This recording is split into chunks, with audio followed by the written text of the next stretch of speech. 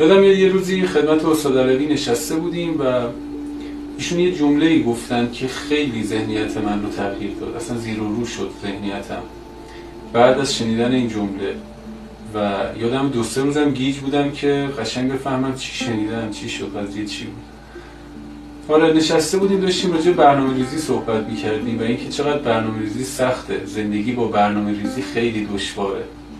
و از این صحبت‌ها داشتیم می‌کردیم که ایشون یه جمله‌ای گفتن، در اون بین گفتن که بی‌برنامگی خیلی سخت‌تر از برنامه داشتن و گفتن که حتی انسان باید بی‌برنامگیش هم روی برنامه باشه، روی حساب باشه. یعنی مثلا انسان میخواد بی‌برنامگی کنه، بتالت کنه، بره تلویزیون ببینه، نمیدونم اکسپلور اینستاگرام یا هر بتالت دیگه‌ای میخواد انجام بده، از قبل براش برنامه بریزه. یعنی میگه از این تایم تا این تایم این وقت من مخصوص بتالت و بی‌برنامگی من. اون وقتی که میفهمه که آقا بی‌برنامگی سخت ترین کار برای نفسه. اصلا نفس انسان بی‌برنامگی رو طاقت نمیاره.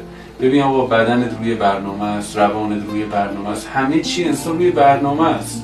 اصلا کل نظام هستی روی برنامه است. این وسط انسان بخواد بی‌برنامگی کنه سری نفس حساس میشه، حالش بد میشه. اصلا افسردگی و خیلی از این بیماری‌های روانی زیر سر همین نکته است که انسان بی‌برنامگی در بی‌برنامگی داره. خب این خیلی جمله عجیبیه، بی‌برنامگی تو هم باید روی برنامه باشی. یادمه این جمله رو من خیلی طول کشید تا فهمیدم.